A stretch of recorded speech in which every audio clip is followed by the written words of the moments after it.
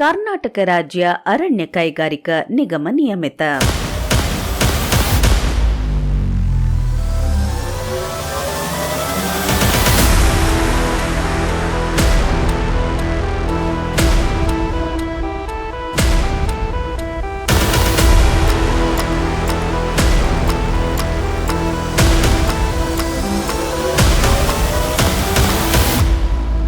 ಕರ್ನಾಟಕ ರಾಜ್ಯ ಅರಣ್ಯ ಕೈಗಾರಿಕಾ ನಿಗಮವನ್ನು ಕರ್ನಾಟಕ ಸರ್ಕಾರವು 21 ಮಾರ್ಚ್ 1973ರಂದು ಅರಣ್ಯಗಳು ಮತ್ತು ಇತರ ಪ್ರದೇಶಗಳಲ್ಲಿ ಮರಗಳು, ಕಂಬಗಳು, ಫೈರ್ವುಡ್ ಮತ್ತು ಪಲ್ಪ್ವುಡ್ಗಳನ್ನು ಹೊರತೆಗೆಯಲು ಸ್ಥಾಪಿಸಲಾಯಿತು. ಇದು ಅರಣ್ಯ ಉತ್ಪನ್ನಗಳ ಸಂಸ್ಕರಣೆಯಲ್ಲಿ ಕೆಲಸ ಮಾಡುತ್ತಿದ್ದು, ಹೊಸ ಅರಣ್ಯ ಆಧಾರಿತ ಕೈಗಾರಿಕೆಗಳನ್ನು ಉತ್ತೇಜಿಸಲು, ಅರಣ್ಯ ಕೈಗಾರಿಕಾ ಕಚ್ಚಾ ಸಾಮಗ್ರಿಗಳನ್ನು ಪೂರೈಸಲು ಹಾಗೂ ಜನರಿಗೆ ಉದ್ಯೋಗಾವಕಾಶಗಳನ್ನು ಸೃಷ್ಟಿಸಲು ಅನುಕೂಲಕರವಾಗಿದೆ. ಈ ನಿಗಮವು ಸರ್ಕಾರಿ ಅಥವಾ ಖಾಸಗಿ ಕಾರ್ಖಾನೆಗಳು, ಫಾರ್ಮ್ಗಳು, ಎಸ್ಟೇಟ್ಗಳು, ಉದ್ಯಾನವನಗಳು, ಅರಣ್ಯಗಳು, ತೋಟಗಳು ಮತ್ತು ಇತರ ಸಂಸ್ಥೆಗಳ ಅಭಿವೃದ್ಧಿ ಮತ್ತು ನಿರ್ವಹಣೆಯನ್ನು ಸಹ ಮಾಡುತ್ತದೆ. ಇದರ ಸಹಜ್ಞಾಪಕ ಪತ್ರ ಮತ್ತು ಸಂಘದ ಲೇಖನಗಳ ಪ್ರಕಾರ ಕೃಷಿ ಅಥವಾ ಪ್ರಾಣಿ ಉತ್ಪನ್ನಗಳು ಅಥವಾ ಉಪ ಉತ್ಪನ್ನಗಳನ್ನು ಸಹ ಇದು ತಯಾರಿಸುತ್ತದೆ.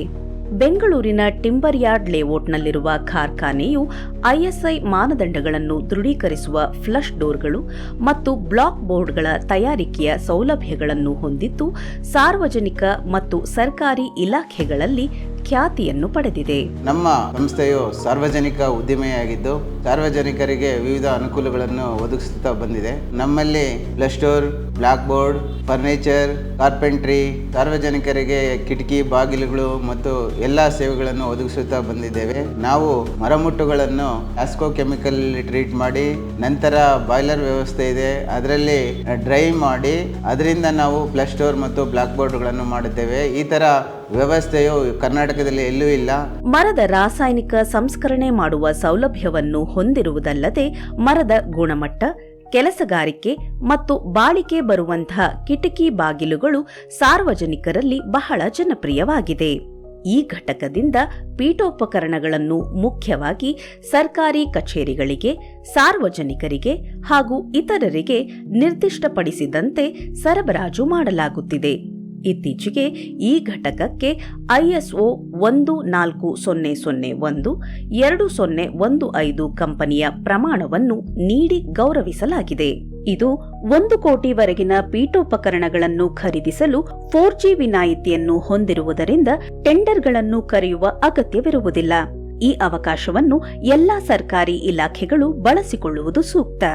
ಈ ಘಟಕದಲ್ಲಿ ತಯಾರಿಸಿದ ಕುಸೂರಿ ಕೆತ್ತನೆಯ ಪ್ರವೇಶ ದ್ವಾರವನ್ನು ವಿಧಾನಸೌಧದ ಪಶ್ಚಿಮ ಭಾಗದ ದ್ವಾರದಲ್ಲಿ ಸ್ಥಾಪಿಸಲಾಗಿದೆ. ಅದೇ ರೀತಿ ಬೆಳಗಾವಿಯ ಸುವರ್ಣಸೌಧದಲ್ಲಿ ಬಾಗಿಲು ತಯಾರಿಸಲು ಸರ್ಕಾರವು ಆದೇಶ ನೀಡಿದ್ದು, ಈ ಘಟಕದಲ್ಲಿ ಬಾಗಿಲಿನ ತಯಾರಿಕೆ ನಡೆಯುತ್ತಿದೆ.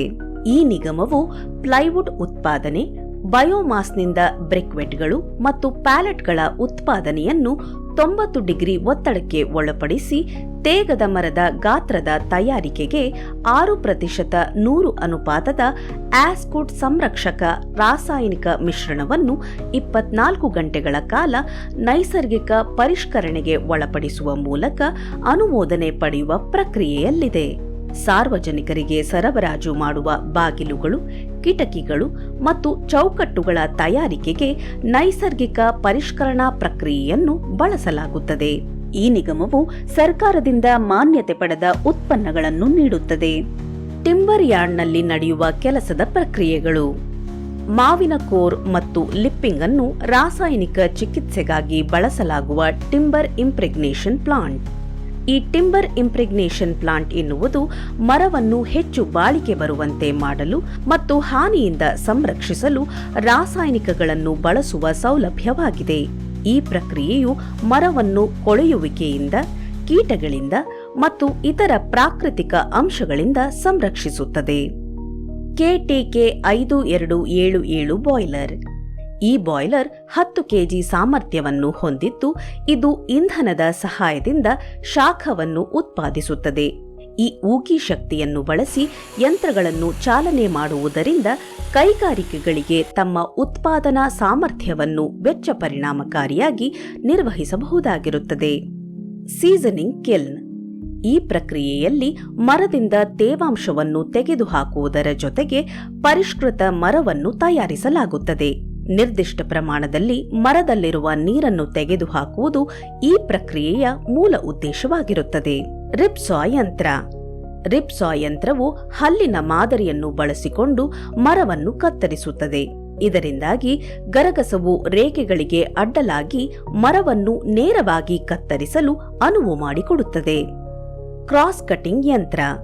ಈ ಹಂತದಲ್ಲಿ ಘನವಾದ ಮರವನ್ನು ತುಂಡುಗಳಾಗಿ ಕತ್ತರಿಸಲು ಕ್ರಾಸ್ ಕಟಿಂಗ್ ಯಂತ್ರವು ಪ್ರಮುಖ ಪಾತ್ರ ವಹಿಸುತ್ತದೆ. ಬ್ಲಾಕ್ ಬೋರ್ಡ್ ಮತ್ತು ಫ್ಲಶ್ ಡೋರ್ ಮ್ಯಾಟ್ ಜೋಡಣೆ. ಈ ಹಂತದಲ್ಲಿ ಎಲ್ಲಾ ಕ್ರಾಸ್ ಕಟಿಂಗ್ ಮರದ ತುಂಡುಗಳನ್ನು ಒಟ್ಟುಗೂಡಿಸಿ ನಿರ್ದಿಷ್ಟ ಅಳತೆಗೆ ಅನುಗುಣವಾಗಿ ಈ ಮರದ ತುಂಡುಗಳನ್ನು ಸರಿಯಾದ ರೀತಿಯಲ್ಲಿ ಜೋಡಿಸಲಾಗುತ್ತದೆ. ಪಿಎಫ್ ರೆಸಿನ್ ಗ್ಲೂ ಸ್ಪ್ರೆಡರ್ ಯಂತ್ರ. ಈ ಯಂತ್ರವನ್ನು ಬೋರ್ಡ್ಗಳು ಮತ್ತು ತೆಳುವಾದ ಮರದ ಪದರಗಳ ಮೇಲ್ಮೈಗೆ ಅಂಟು ಲೇಪಿಸಲು ಬಳಸಲಾಗುತ್ತದೆ. ಪ್ಲೈವುಡ್ ತಯಾರಿಕೆಯಲ್ಲಿ ಈ ಯಂತ್ರವು ಪ್ರಮುಖ ಸಾಧನವಾಗಿದೆ. ಹಾಟ್ ಪ್ರೆಸ್ಸಿಂಗ್ ಯಂತ್ರ.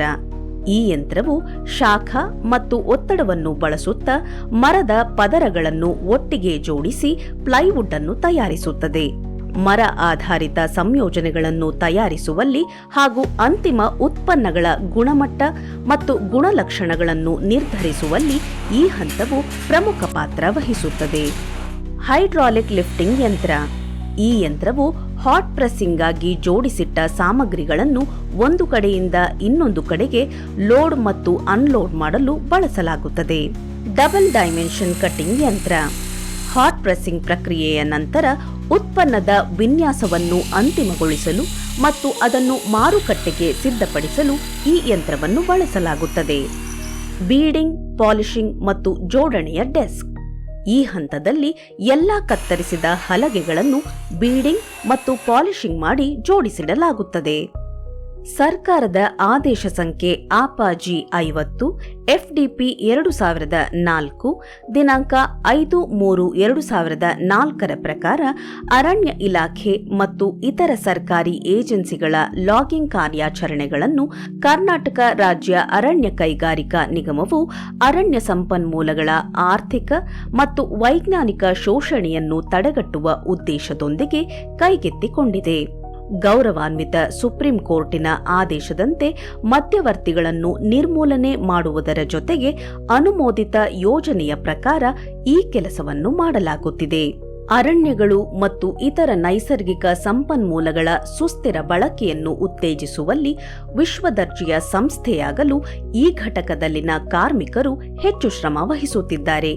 ಈ ಘಟಕವು ಅರಣ್ಯ ಉತ್ಪನ್ನಗಳನ್ನು ಮೌಲ್ಯೀಕರಿಸುವುದು ಮಾತ್ರವಲ್ಲದೆ ಅರಣ್ಯಗಳು, ವನ್ಯಜೀವಿಗಳು ಮತ್ತು ಇತರ ನೈಸರ್ಗಿಕ ಸಂಪನ್ಮೂಲಗಳ ಯೋಗಕ್ಷೇಮವನ್ನು ಖಾತ್ರಿಪಡಿಸುವ ಕಾರ್ಯವು ಜನರಲ್ಲಿ ತೃಪ್ತಿಯನ್ನು ತಂದಿದೆ. ಈ ನಿಗಮವು ಸರ್ಕಾರದಿಂದ ಮಾನ್ಯತೆ ಪಡೆದ ಉತ್ಪನ್ನಗಳನ್ನು ನೀಡುತ್ತದೆ.